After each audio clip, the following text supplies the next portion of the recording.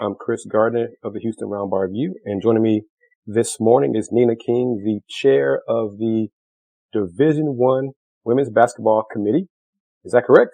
That is. In addition to one of your many duties, because you're also the athletic director at Duke and numerous titles there as well, adjunct professor and all those things. But for this interview and conversation, we're going to talk about the women's tournament. Just a reminder, because this is the second time you've been nice enough to speak with me. What are the duties of the committee? Sure. So we are a new this year 12-member committee. Before we were 10 individuals from campuses and conferences. The duty of the 12 of us is to select, seed and bracket the NCAA Division I Women's Basketball Championship each year. In addition to other responsibilities surrounding the championship. So, I mean, just kind of think of it as the championship is the committee's duties, not just kind of selecting the bracket. But that is the main one, the biggest one, the thing that we spend the most time on throughout the year, not just during selections, in March, and, a whole lot of fun. Has there, with the spread of the variants, things like that, has there been any discussion of moving to just one geographic location like last year? Not at this point.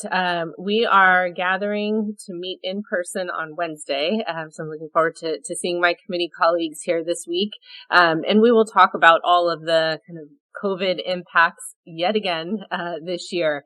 I do think kind of logistically, it would be pretty hard to make that call this late in the game to have it at one geographic location. But who knows, with the pandemic continuing to surge and us living on with COVID, I don't want to say never. But at this point, we do still plan on hosting first and second round games at campus sites, and then our 4 regional sites, and then the Minneapolis Final Four for this year. One of the impacts that we are looking at, and we'll be talking a lot about this week, is minimum number of games required to participate in the championship. It is 25. A team is required to participate in 25 games. Last year we lowered it to 13. In line with kind of all of the NCAA championships, minimum numbers of games across all of the sports were lowered due to COVID. And since it hasn't been lowered this year, but we are seeing games getting canceled, forfeits, postponed, rescheduled, all of the above, we will be talking about minimum number of games for this year's tournament. And would a decision be made this week for the minimum games? Yeah, I would say 90% sure that we'd make it this week. I mean, we need teams to kind of know how to prepare for March, and if games need to get rescheduled, to do those quickly, and kind of when in the schedule those could get wedged in if needed. So I anticipate that we would make a decision this week. And without putting words in your mouth, do you have a preference or a leaning? Do you think it's going to happen? Without getting a number, do you think it's going to happen, a reduction in 25? Yeah, probably. We've seen a good number of teams that have been impacted with games canceled. Rescheduling is really difficult.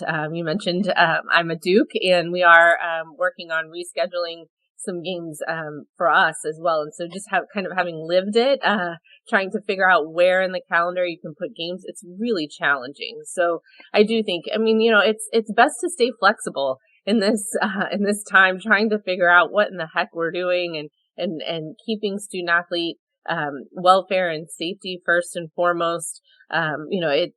We want to stay flexible and that first and foremost, and then ensure that we're able to have a championship. So, what are your thoughts on, I guess, progress being made toward the gender equity issues? I won't say concern, but maybe concern for some people regarding the women's tournament. Yeah, well, exciting. I mean, we've announced a few things that will change immediately, and so the tournament is being expanded to 68 teams for this year. So that's fun. We'll be in the committee room just a little longer now with 4 additional teams. So that's exciting. What that also does is moves us back a day to Selection Sunday instead of Selection Monday. So we'll share Sunday with the men, and so we're gearing up for kind of a new selection format, if you will, for this tournament, 68 teams. Additionally, the NCAA announced that the women's tournament will be using March Madness branding, which is really exciting. I mean, March Madness is kind of a gender neutral term, and so great that both men's and women's basketball will be utilizing the March Madness branding and logos. So those are kind of some big ones that are immediate changes noticed. And then this year's tournament, for sure, I'm sure the fans, the student athletes, everybody will kind of see the changes. I think it was announced recently that the NCAA is spending about $3 million more on the women's tournament. They did start from a zero-based budgeting standpoint to kind of ensure that the women's tournament were spending to create an equitable experience on the women's side. So there are a lot of things kind of in the pipeline, and then it's something that's going to be constantly changing. Another thing we are doing, we've started collaborating with the men's committee a little bit more. We meet once a month together jointly, which has been a lot of fun to talk with our men's colleagues, just to ensure that we are talking about the same issues, and again, all in pointing towards creating an equitable championship for both men's and women's student athletes. So this week, we will be meeting jointly in person at the NCAA convention. And one of the topics on the agenda is the potential for a combined Final Four. And we wouldn't be able to host that until 2027 and beyond. And so that's something that we've had a lot of in-depth conversations amongst our committees together. And then we'll be talking about that a little bit more this week as well. So things are going well. I mean, this tournament for the women is going to be spectacular, an elite experience for our 68 teams and our female student athletes. It's absolutely what they deserve, and so I'm excited. You mentioned the convention, and it was another reason why I'm really glad you're able to squeeze me in. This is going to be a very busy week for you. But what feedback have you heard so far regarding the expanding to 68 teams? Oh, all positive. I mean, it's been really great. And to continue to provide opportunities for women, and participation is absolutely the right thing to do. You know, the men's tournament expanded several years ago. And so we're a little bit behind on the women's side, but, you know, ensuring that the same number of participation opportunities, there's the same number of Division I men's teams as there are women's. And so having a tournament that includes the same number of teams makes sense. So we're a little late to the party, but really excited that this year's going to have 68 teams. And you mentioned about moving to Selection Sunday for this season. Would that be a permanent move now back to going to 68 teams, or just for this season only? You know, I don't know.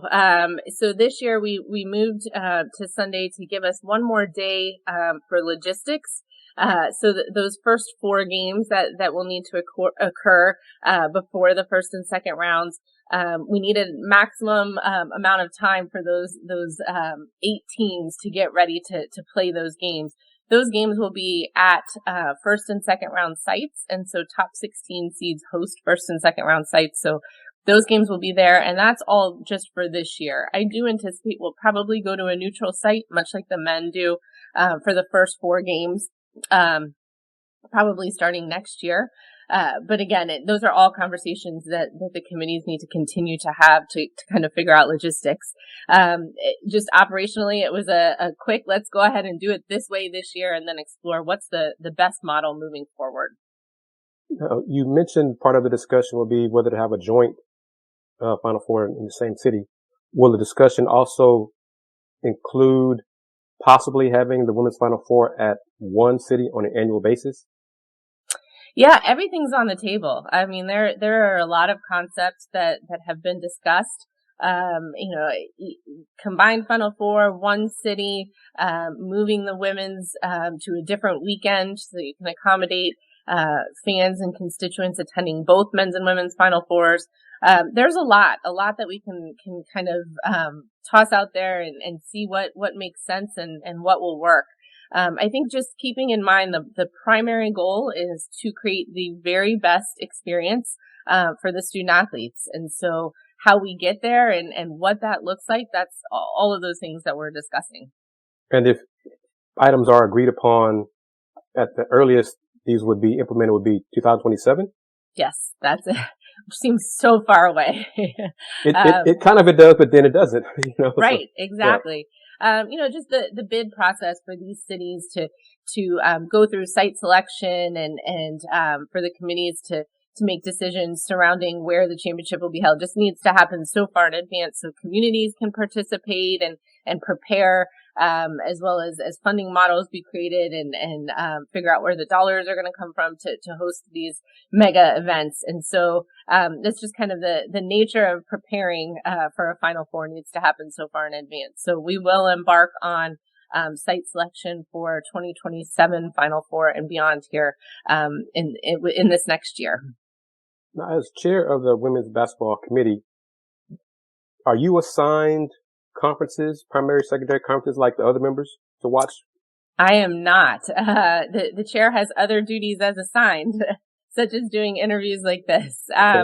So I am not. And then this year with 12 committee members, so 11 that are doing conference monitoring, the load was lightened a little bit for each of the individual committee members. But at meetings, I am facilitating air traffic controlling, if you will, at the meetings and just helping facilitate the conversation amongst my committee colleagues.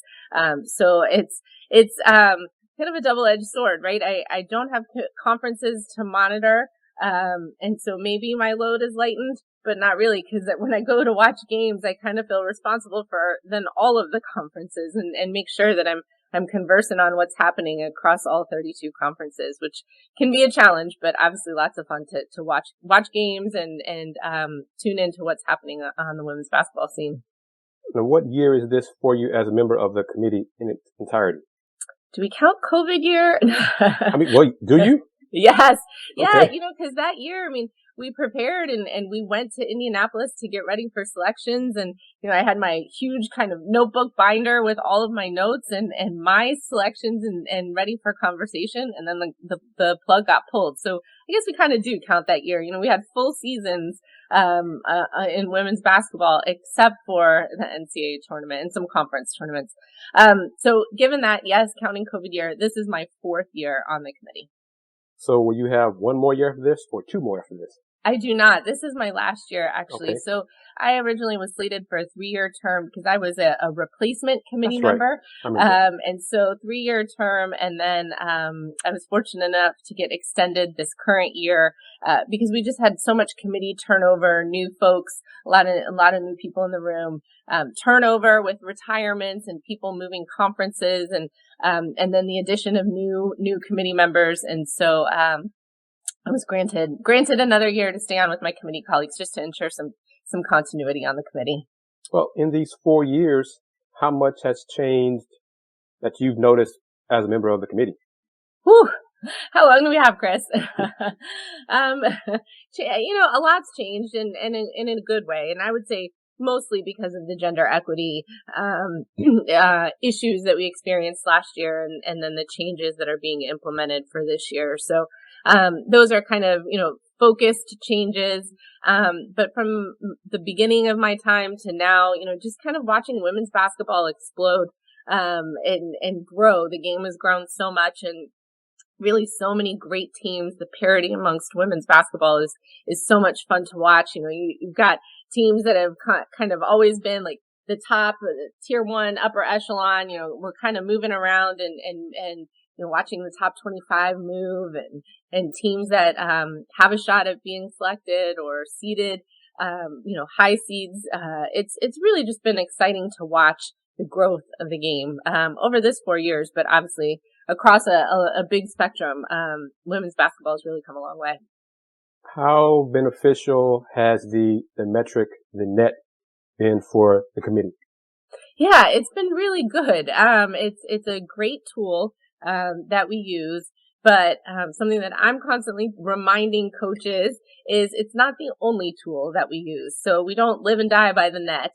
It's not the only thing that we utilize to select teams or put them seed them in the bracket.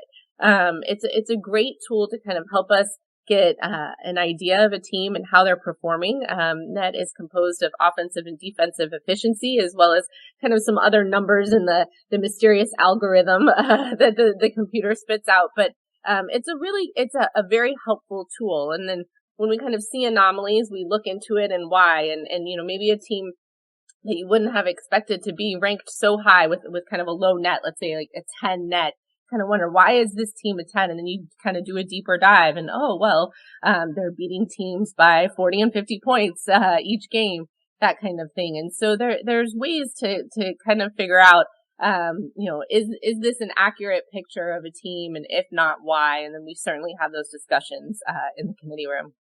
We're almost done. Miss Nina King, I've noticed this on the men's side, and I'm not sure if it's a huge deal or not, but on the women's side, they don't use quadrants, you know, Q1, Q2. Is there a reason for that? Do you think it's going to change to that, or does it matter in your opinion? I don't think it matters. You know, it really just, it matters the information on the team sheet, how we look at it, how we utilize it. I haven't seen a men's team sheet in a while, but the quadrants, at least on the women's side, we have 5 buckets, not 4. So quadrants doesn't even make sense. And I don't know if the men's are sorted that way or not. But what, you know, for those watching the quadrants, when we look at a team sheet, the categories are divided, teams 1 to 25 net, 26 to 50, et cetera, et cetera. And so each game that a team plays, you'll see the result of that game, in one of those buckets, depending on their opponent's net. And so it's a really great visual tool to be able to use and see it separated into those categories. So I'm not quite sure. We don't use the quadrant lingo in our committee room. But we have gone kind of back and forth on what we should call it. I don't think we've settled on what I think we've categories is probably the most utilized term, for the team sheet separations buckets. And have the team sheets, have the calculations evolved, changed, modified? That's in your time on the committee. No, our team sheets haven't changed since I've been on the committee. I mean, the only thing is, obviously, we've gone from RPI to net. But in terms of the information that's contained on the team sheet and how it's sorted and what we look at, it hasn't changed during my time. It's great. The team sheets are filled with a great amount of data. And everybody kind of looks different places and utilizes different numbers. And that's the beauty of a 12-member committee. We're all looking at things in our own way. And then at the end of the day, we come out one way on a bracket. And then one last thing. What are your thoughts on the season thus far? Oh, what an exciting season. Oh my goodness. It's full of ups and downs, surprising results and great results. And, it's been a terrific season so far. So much fun to watch. I do hope that the COVID impacts are slowing down here and come to a stop, because really irritating that we're still in this pandemic. But really, I mean, it's just been so much fun to watch and see what's happening. And I'm really looking forward to getting together with the committee this week. And this will be our first meeting, this season that we are having in-depth conversations on teams, because we have a top 16 reveal coming up next week already. Okay. I didn't know that. Okay, great. Soon. Well, soon. Okay. Yeah, let's say that. Okay. Well, hopefully, knock on wood, if I have wood around me anywhere, I'll get a chance to see you in Minneapolis at the Final Four. Thank you very much, Nina King, the chair of the Division I Women's Basketball Committee. Great to see you, Kris. Thanks for having me. Thank you very much. You take care. You too.